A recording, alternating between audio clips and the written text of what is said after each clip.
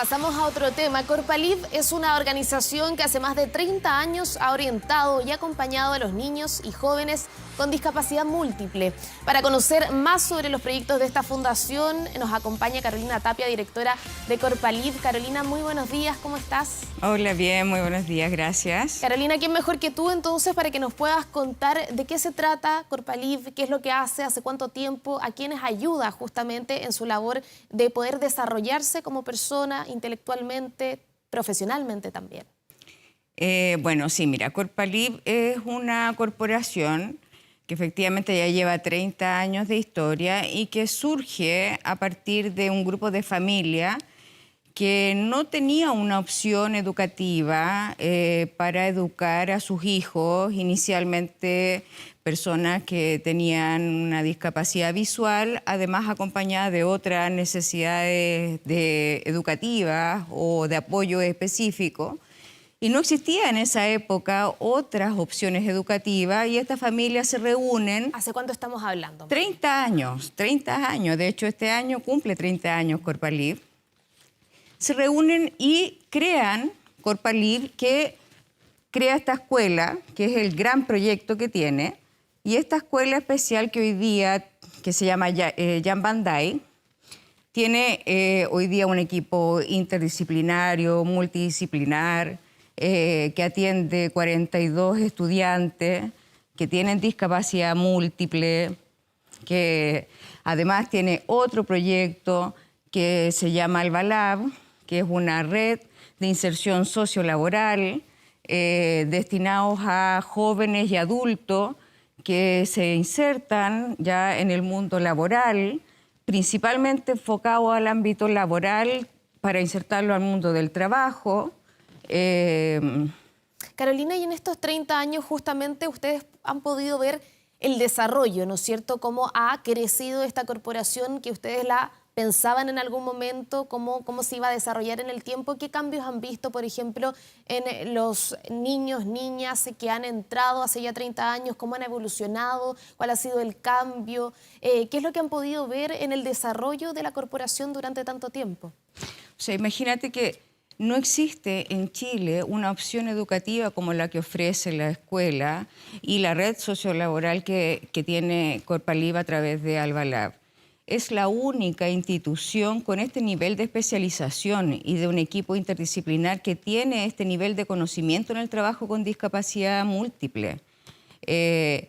Yo me atrevería a decir que nuestra institución, nuestra corporación representa la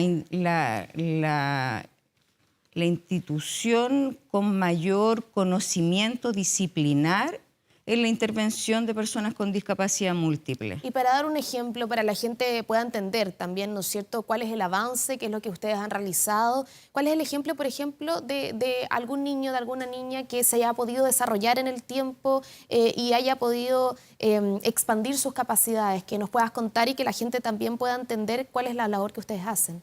O sea, nosotros atendemos chiquillos que tienen más de una discapacidad. Ya llegan. En sus inicios se hacían desde programas de atención temprana, de estimulación temprana, llegaban desde bebés. Hoy día no, tenemos desde nivel de educación parvularia medio menor, que son 3 años.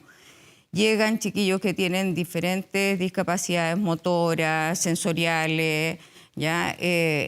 Con la mayoría de ellos con una discapacidad que probablemente no tienen lenguaje oral, llegan con muy pocas posibilidades de comunicación y a través de musicoterapia, del trabajo interdisciplinario con kinesiólogo, con terapeuta ocupacional, fonoaudiólogo, más todo el trabajo del equipo de las educadoras diferenciales, el trabajo de técnicos en educación diferencial, o sea, todo un equipo multidisciplinario, logramos que los estudiantes se comuniquen a través de comunicación aumentativa alternativa, ya que los estudiantes logren progresar en el currículum nacional, ya que logren además tener habilidades que les permitan expresarse a través del arte, de la música. Algunos de ellos, como uno puede ver en la red de inserción laboral de AlbaLab, también que son adultos con discapacidad múltiple, también han podido desarrollar actividades de mayor nivel de independencia, ya acompañados, pero también insertándose en experiencias ya del trabajo propiamente tal, que son posibilidades que no tendría esta población de no existir instituciones como las que tiene Corpalib a través de la escuela y a través de Albalab, que es esta red de inserción sociolaboral. Y en ese sentido, ¿cómo ves justamente que la sociedad chilena se ha ido abriendo, ¿no es cierto?, a justamente el campo laboral? Por ejemplo, no sé, hace pocas semanas veíamos que se aprobó y que ya es ley, la ley TEA, que es una forma también de hacer parte de la sociedad a personas que a veces estaban relegadas o que aún siguen relegadas por parte de la sociedad y abrirlas a este espacio, decir, es parte de la sociedad, ¿no es cierto? ¿Cómo has visto la evolución también de la sociedad respecto a eso? Todavía estamos muy atrás, todavía no estamos conscientes, falta mucha más educación respecto de esto. Lo que pasa es que el tema de la inclusión en general son procesos de transformación que son lentos, porque son transformaciones paradigmáticas, son transformaciones a nivel de sistemas de pensamiento, de creencia. Las leyes que tienen que ver con un sistema que es jurídico, que tienen que ver con una normativa, ayudan porque impulsan normativas, impulsan acciones, ¿ya? Pero no necesariamente eso va tan acompañado de cambiar sistemas de creencia que todavía están muy arraigados, que tienen que ver con creer que las personas tienen ciertas capacidades, que tienen oportunidades de desarrollo y que nosotros lo vemos muy latente todavía en el ámbito de la discapacidad. Todavía hay arraigado un montón de mitos, creencias. ¿Cuáles son esos mitos, por ejemplo? Que son enfermedades, por ejemplo. Entonces todavía está la confusión entre la condición y la enfermedad, ¿ya? O entender, por ejemplo, de que la condición de autismo o la condición de discapacidad no son solo elementos biológicos, sino que son condiciones que interactúan con un sistema social, con una condición de un sistema que no favorece la interacción de ciertas condiciones que son personales, biológicas, con un mundo que tiene un montón de barreras porque están pensados y está diseñado para ciertas formas de desplazamiento, para ciertas formas sensoriales que dejan fuera otros estilos, otras formas de movilizarse, otros estilos cognitivos. Por lo tanto, hay una interacción ahí entre las características de una persona y las características del medio, donde se provoca la discapacidad. Esa comprensión todavía no está.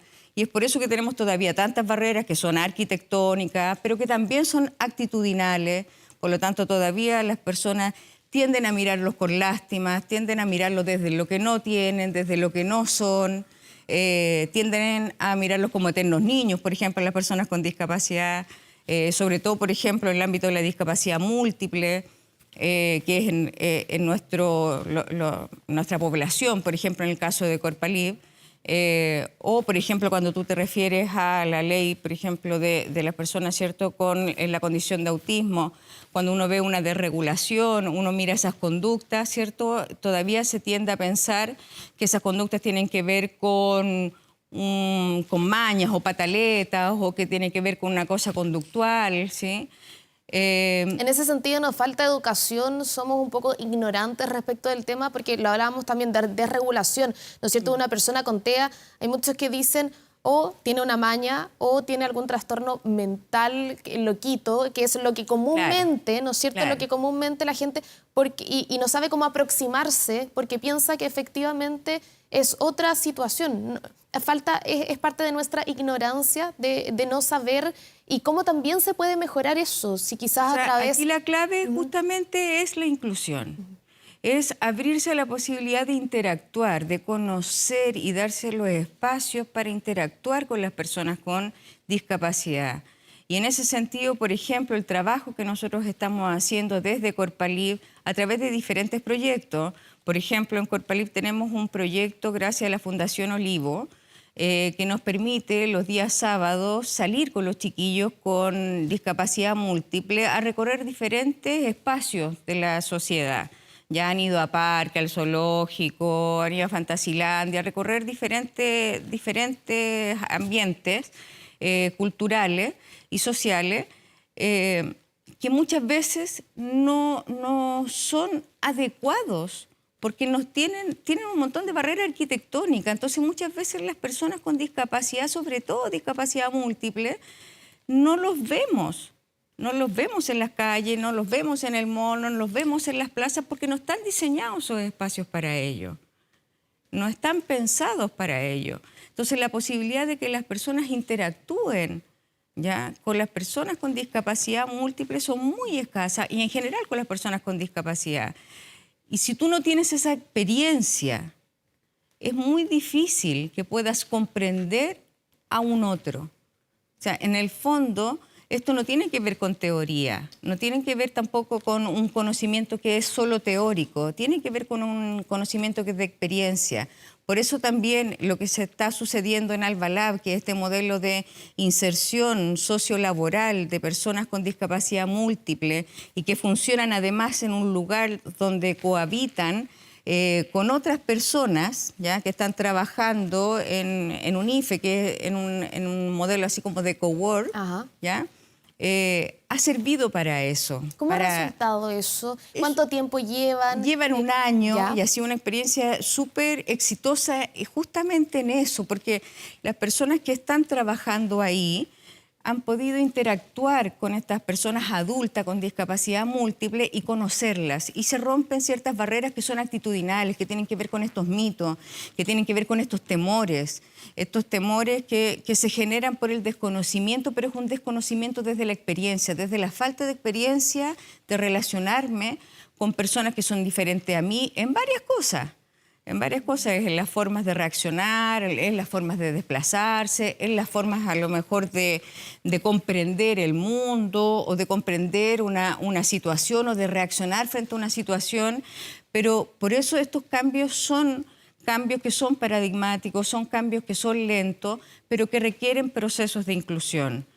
Claro. Pero para dar esos procesos de inclusión también se requiere que existan estos espacios de apertura, de reflexión, de sensibilización, y por eso también agradecemos estos espacios como el que estamos teniendo acá para poder mostrar lo que nosotros hacemos, porque además lo que nosotros hacemos son modelos educativos que son muy escasos, porque lo que requiere el proyecto, los proyectos que nosotros desarrollamos son tan complejos porque las dificultades, las necesidades de apoyo que requieren esta población son tan complejas y tan particulares que no se visibilizan, ¿sí? Estamos hablando además de una población muy minoritaria y no se visibilizan, no están en las discusiones de política pública. Tenemos un montón de brechas que justamente tienen que ver con la ausencia de políticas públicas en la materia y esas son las grandes dificultades que nosotros hoy día tenemos. En cuanto a políticas públicas, ¿qué crees que falta, que deberían agregarse, que deberían establecerse justamente para poder hacer más fácil la inclusión, para que podamos estar todos inmersos en esta sociedad, que somos todos parte, pero también para poder saltar esas barreras que tú misma me comentabas? ¿Qué podría ser lo más urgente en cuanto a políticas públicas? Por una parte, visibilizar esta realidad. Yo creo que el tema, por ejemplo, específicamente, que es el ámbito de nosotros, que es el de la discapacidad múltiple, nosotros representamos una población que, como te decía, dentro del ámbito y del mundo de la discapacidad, es muy minoritaria. O sea, dentro de los mismos datos del Ministerio de Educación, de las personas con discapacidad que están dentro del sistema educativo, las personas con discapacidad múltiple representan el 1,9% de la población. O sea, es muy chiquitito este grupo, esta población. Y esa es la población que atiende Corpalib en su escuela y en el taller sociolaboral que es de Alba Lab. Y de esta población nosotros además como corporación atendemos a los niños y jóvenes que tienen situaciones más complejas. Y lamentablemente tenemos hoy día políticas educativas que, apostando a esta idea de la inclusión, del diseño universal, que me parece súper bien, filosóficamente estamos súper de acuerdo con eso, se tiende a invisibilizar de que hay poblaciones que esas leyes y esas políticas invisibilizan estas necesidades que son tan particulares que otra vez quedamos fuera. Claro. Siempre estamos con esa, que es en el fondo lo mismo que sucede con las barreras arquitectónicas que tanto, ¿cierto?, siempre hablamos, que en el fondo a veces lo universal también en el fondo tiene esta trampa de perder lo particular. Claro. Entonces siempre hay que tener ese cuidado de, sí, tenemos que pensar procesos para todos y todas, pero en ese proceso de todos y todas tampoco tenemos que perder esta idea de que existen estas particularidades que en el fondo siempre ha sido el espíritu de Corpalif. O sea, surge justamente porque no existían estos espacios educativos para personas que tenían más de una discapacidad. Sí, y justamente es lo que Corpalif hace 30 años está realizando. Exactamente. Estamos visibilizando acá y que invitamos a todos también a poder conocer a través de su página web, a través de sus redes sociales, sí, porque es muy importante ese trabajo. Sí. Carolina Tapia, directora de Corpalif, muchas gracias por enseñarnos, gracias por a ustedes educarnos por el y por espacio. acompañarnos. Muchas gracias de verdad por el espacio. Muy buenos días. Buenos días, gracias.